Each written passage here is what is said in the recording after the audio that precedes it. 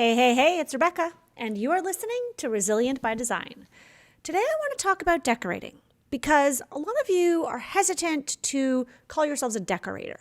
You want to be known as a designer or an interior designer, and I get that because that has always been me, right? There's like a stigma if you're just a decorator, or maybe even just, no, that's really the stigma, I think. I don't know, that's how I kind of thought about it. I thought, well, being an interior designer is so much more prestigious. We're doing all the design, we're doing the architectural, we're doing da-da. And yeah, there's so much more involved in doing interior design than there is decorating. But in my experience, there is more money to be made in decorating. And so I wanted to take this moment, I guess, to record this shorty episode for you and just to give you some quick ideas for those of you who are looking to maybe move more into the decorating, as I have been. And I'm going to share with you what I'm currently doing, because I don't want you to stay away from it if it's your passion. All right. I'm Rebecca Hay, and I've built a successful interior design business by trial and error, podcasts, online courses, and so many freaking books. Over the last decade, I've grown from an insecure student to having false starts to careers, and now I'm finally in the place where I want to be. Throughout my journey, it's been pretty obvious that I'm passionate about business and helping other entrepreneurs do the same. Each week, I'll share tangible takeaways from my own experience and the experiences of other badass women to help you build your confidence and change your business. But I will start with this caveat in that you need to know what lights you up because you will enjoy it more. Just because there's money in something doesn't mean you should do it. So just consider that, unless, of course, you hire the people who can do it really well. For me, I've always been passionate about the soft materials and furnishings. It's just always been my thing. Space planning, absolutely. And of course, I love all the elements of it. But quite frankly, I make the most money when I am able to decorate. And in my opinion, not my opinion, but for me, I get the most excited at that stage of the game, at that process of decorating, when I get to go to the fabric showrooms and I'm at Craft and I'm pulling this fabric, I'm getting a wallpaper, I'm looking at sofa styles and I want to do a custom table and I'm looking at area rugs and lighting, like all of that to me, that's the jewelry on the finished space. And there's nothing worse for me personally than doing a project that falls short of the decorating, meaning that we work with the architect, we're doing the space plans, we're picking all the hard materials, but then we get stopped because they don't have the money, or they're just going to use their old furniture, or maybe they just have really bad taste. You know what I'm talking about. Those just projects don't light me up. And that's something that I've struggled with because I'll be honest, I wanted to be seen for the longest time of like the interior designer, one of the top interior designers in Toronto. And I feel like I've been there, and that's my ego talking. Because really, truthfully, if I want to have a business that feels as good as it looks, I get to do more decorating. And it's truly where I will dive into the process with my team. And I don't like to outsource as much of that because it's something that lights me up. And then on the flip side, which now over years of assessing and reviewing and crunching the numbers, I now know that that's where the money is. So here's the thing. If you love decorating and you want to move more into decorating and less into the interior design and the structure and all that, first of all, you still need a process. That goes without saying, I think, by now. If you've been listening to my podcast for a little while, if you've taken POP or POP, if you're a popper, I like that. If you're a popper, you know what the heck I'm talking about. You still need a process. And you still want to deliver exceptional service. But when you decorate, you can make money because you are purchasing the products on behalf of your clients and you are reselling those products to your clients, meaning there is margin, there is markup, there is money. You keep your discounts. Obviously, if you've been listening to this podcast, I hope by now you've drunk the Kool-Aid and you are not passing on your discounts. You are not sharing your discounts. I know a lot of designers still do that, and that is their prerogative. But my recommendation from having run a multi-six-figure, seven-figure business is that The only times that I've passed the 7 figures has been when we had large decorating projects. The years where we had less decorating and more construction projects, we didn't hit 7 figures. And then when I start to look at which products specifically, okay, so first of all, don't share your discounts, right? You need to mark things up. You're not gouging your clients, but you're going to make money on that because you're going to be spending time managing all of that. But then the second thing is that in addition to all of the margins and the markups, you can start to look at all of the products that you have supplied. And this is an exercise I've done. I do it annually where I look at every product or every vendor. I've done both ways. I like product, but sometimes vendor is helpful too. And you look at, where did I make the most money? Because you might be surprised. And the first time I did this, I was surprised. And I realized, oh my God, there's like no money in tile, because I wasn't doing maybe enough volume, even though we do get a pretty good discount there. Like a lot of the tile places were getting 35%, which is great. But I wasn't doing maybe nearly enough a bathroom. How much tile do you really need for a bathroom, right? And then I was like, oh, fabric. Oh, custom furniture. Oh, I ordered a lot of lighting. You can start to see what products you're making the most money on, and you can tailor your design services to make sure that you always include offering those products. Number 3, once you do that assessment, and this is what I did, you can see, holy heck, I gave Kravit like $300,000 last year. I'm going to talk to them. What can they do for me? Can I get a better discount?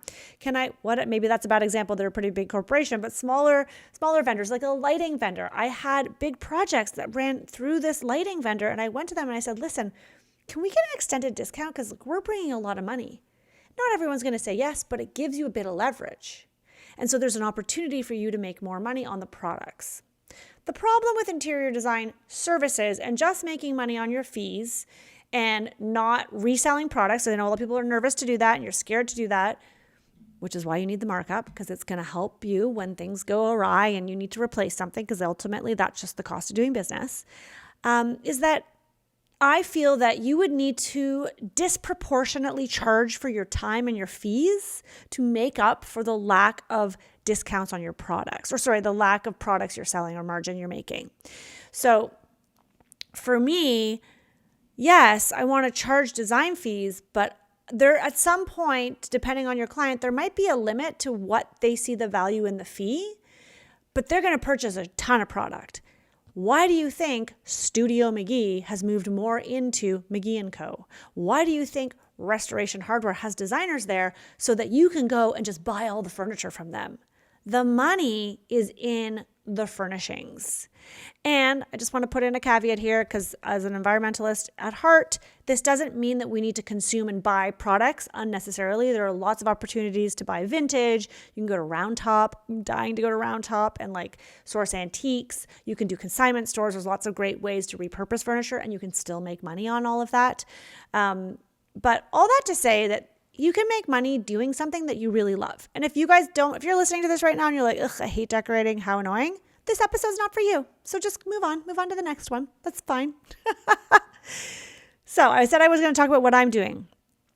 I've made a decision, and if you're on my newsletter, you'll know this. So if you're not on my newsletter, you should probably get on my newsletter. I will make sure that we link the how to sign up for my newsletter here in this episode. I'm just going to make a note for myself, actually, because what's going to happen is I'm going to forget. And I won't tell Vera. And unless somebody really listens carefully to this episode, they're not going to know. And anyways, the newsletter, I talked about the shifts that I'm making in my business. But one thing specifically that I've talked about is, I'm not taking on as many projects because I just don't want to. I don't want to scale my team anymore. I want to keep it small and boutique because I want the time to do this. I want to do more podcasting. I want to do speaking. I want to lean into the coaching, and I really want to work with you guys more than with my design clients. I mean, I've been doing that for a good 15 plus years. I'm good. I'm satiated. I'm ready for the next adventure. But the projects I do take on, I want them to have a lot of decorating. And so what I've recently done, and this is something that I highly recommend you do, is to look over your messaging. Look at your website. What is the messaging on your website? Do you talk about decorating? Do you talk about the fabrics, the furnishings? When you do a photo shoot, and this is something actually I have always been very intentional about, and it would drive my photographers crazy, is when you do a photo shoot, what are you capturing? Are you just trying to capture the space or a pretty image for Instagram? Or are you intentionally, like I have been, focusing on imagery that includes your soft furnishings, the textiles, the pleat in the drapery? Because once you start capturing, and even if it's not professional photo shoot, you can do this with your iPhone and take really great pictures that you could use even on your website if they're small little ones, or on Instagram, to showcase those decorative details. Because you guys know, if you're into decorating, there are a lot of freaking details. There's a lot that I never learned in school for interior design that I had to learn on the job, and I am still learning. Like, please do not ask me to calculate wallpaper with the repeat and how much I need. Not interested in doing that. But these are aspects that you can talk about: the texture, the fabrics, the trim detail, the custom area rug. And you want to weave that messaging into your website, into your social media, into your newsletter, into your conversations when you talk and have a discovery call, into your conversations when you're networking. Oh, we're an interior design firm, but we really excel. And this is what I've been doing lately, is we really excel when it comes to the finishing touches, the decorating. I'm very passionate about fabric and customizing furnishings. And that's really what brings the home together for me. And that's what makes it feel like your forever home, and a space that feels as good as it looks. And that's my new tagline. If you go to my new website, which just launched recently, quietly launched, didn't make a big deal about it, but it's out there. So now everybody's going to read about how we want to design and decorate a home that feels as good as it looks. And as the months go on, I'm continually assessing the messaging and the copywriting on that website. I'm looking at the photographs that are being featured on the homepage. Do those photographs show the decorating, show the furniture, or are they of kitchens? Don't get me wrong. I love doing kitchens. I'm really good at doing kitchens. They can generate a lot of money for someone else. Unless you're marking up your millwork considerably and you're running it through you, okay, then you can make money on it. But those are the intentional. You need to be super intentional about what you're putting out into the world if you want to attract more decorating projects, or projects that showcase what you can do until the end. You are telling a story. So there you have it. That's a shorty. Hopefully a goodie. Maybe that's the kick in the butt you needed to just lean into the decorating side of your business. Maybe you already decorate and you're like, obviously I already do this and I think it's valuable and I'm making tons of money. Then freaking amazing. Hit me up on Instagram and let me know. Love to interview for the podcast. I would love to interview a few more decorators just to talk about that side of things. Speaking of decorating, is anyone going to Kips Bay Show House in New York City in May? I'm like really tempted because I've always wanted to go. And I love that it's a decorator show house. I'm like all over this decorating, guys.